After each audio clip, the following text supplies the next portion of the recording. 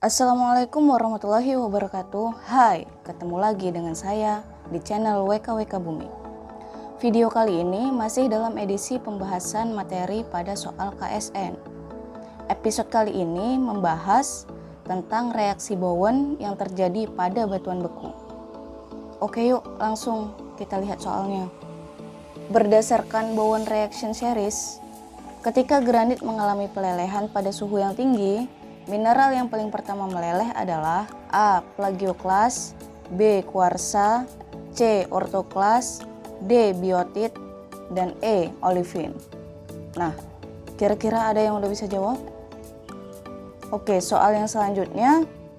Contoh dari batuan beku piroklastik di bawah ini yang bersifat basa adalah A. Pumice, B. Skoria, C. Konglomerat, D. Aglomerat, E. Breksi vulkanik.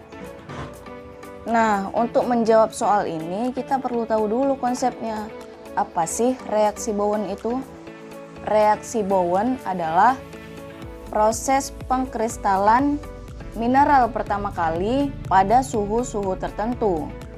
Lalu, seiring dengan pengurangan suhu, temperatur serta tekanan, maka mineral lain ikut mengkristal. Kita lihat pada gambar. Diawali dengan pembentukan mineral olivine yang merupakan satu-satunya mineral yang stabil pada suhu 1800 derajat Celcius atau di bawahnya. Nah, ketika temperatur berkurang, mineral piroksin menjadi stabil dan akhirnya mengkristal. Dan saat suhu lebih rendah lagi, maka mineral seperti feldspar, muskovit, dan kuarsa terbentuk. Jadi, ketika mineral yang mengkristal di suhu rendah diberikan suhu tinggi, maka mineral tersebut akan meleleh karena tidak tahan dengan suhu yang panasnya melewati ambang batas ketahanannya. Sedangkan maksud dari seri tak menerus adalah ketika suhu menurun, maka reaksinya terputus, hanya sampai di situ saja, seiring dengan terbentuknya mineral tersebut.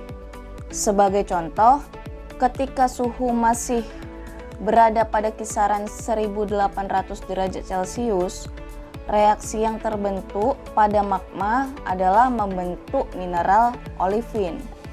Ketika suhu turun, maka reaksi pembentukan mineral olivine itu terhenti hanya sampai di situ saja dan tidak berlanjut pada suhu yang di bawahnya. Sedangkan reaksi yang menerus, reaksi tersebut berjalan terus walau suhunya berangsur-angsur mendingin, sehingga mineral yang terbentuk tidak bervariasi karena saling terkait. Ketika berada pada suhu tinggi, mineral tersebut banyak mengandung kalsium. Seiring mendinginnya suhu, maka jumlah kalsium berkurang dan menyebabkan jumlah natrium yang lebih mendominasi. Selanjutnya yang kita bahas adalah klasifikasi batuan berdasarkan mineral dan teksturnya. Berdasarkan mineralnya, batuan diidentifikasi dari warnanya.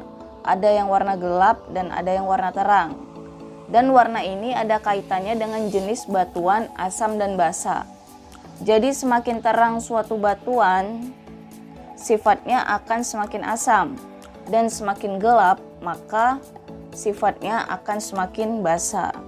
Jika dikaitkan dengan reaksi Bowen tadi, maka batuan basa yang mengandung mineral olivine adalah batuan yang lebih dulu membeku pada suhu tinggi, dan batuan asam adalah batuan yang lebih lama membeku sebab mineralnya hanya bisa mengkristal saat suhunya sudah mendingin. Jadi dari gambar ini, batuan asam atau batuan yang berwarna terang adalah batuan yang mengandung mineral kuarsa, feldspar, dan muskovit. Sedangkan batuan basa atau batuan yang berwarna gelap banyak mengandung mineral olivine. Setelah itu, klasifikasi yang kedua adalah berdasarkan teksturnya. Pada tabel ini juga masih berkaitan dengan tabel warna batuan. Cara membaca tabelnya adalah di sini batuan granit yang berwarna terang dan bersifat asam karena memiliki mineral kuarsa bertekstur fanerik dan fenokris. Batuan gabbro yang berwarna lebih gelap dan bersifat basa karena memiliki mineral peroksen dan bertekstur fanerik dan fenokris. Nah, sudah dapat dipahami ya. Sekarang kita kembali kepada soal. Di soal ini, berdasarkan Bowen reaction series, ketika granit mengalami pelelehan pada suhu yang tinggi, mineral yang pertama meleleh adalah, oke, kita lihat pada gambar reaksi Bowen. Granit membeku pada saat suhunya rendah, yang mengandung mineral kuarsa, muskovit, dan feldspar. Artinya, mineral ini membeku ketika suhu mulai mendingin. Jadi seperti air, membeku saat suhunya dingin dan membentuk es batu. Nah, ketika es batu ini diberikan panas, maka ia akan meleleh. Begitu juga dengan mineral pembentuk granit ini akan meleleh ketika dihadapkan dengan suhu yang panas, yang melebihi ambang batas kemampuan dari mineral-mineral tersebut. Selain itu, sebenarnya untuk mendapatkan jawaban dari soal ini itu cukup mudah. Kita hanya perlu fokus pada mineral pembentuk granit, yaitu kuarsa, muskovit, dan feldspar. Jadi jawabannya sudah pasti yang B, yaitu kuarsa. Oke, kita beralih ke soal yang selanjutnya. Contoh dari batuan beku piroklastik di bawah ini yang bersifat basa adalah, nah, ayo kita lihat tabel di samping. Pada tabel, kita langsung menemukan tulisan piroklastik. Nah, mana yang bersifat basa? Yes, benar. Yang bersifat basa adalah yang paling kanan, yaitu aglomerat. Jadi jawabannya adalah yang D, aglomerat. Mudah bukan? Namun jika masih ada yang kurang paham, silakan teman-teman sampaikan pertanyaannya di komentar. Demikian untuk video kali ini. Terima kasih telah menonton sampai selesai. Tolong dukung channel ini dengan cara like, komen, dan subscribe agar bisa dikenal banyak pelajar-pelajar di Indonesia dan teredukasi dengan tayangan di channel ini.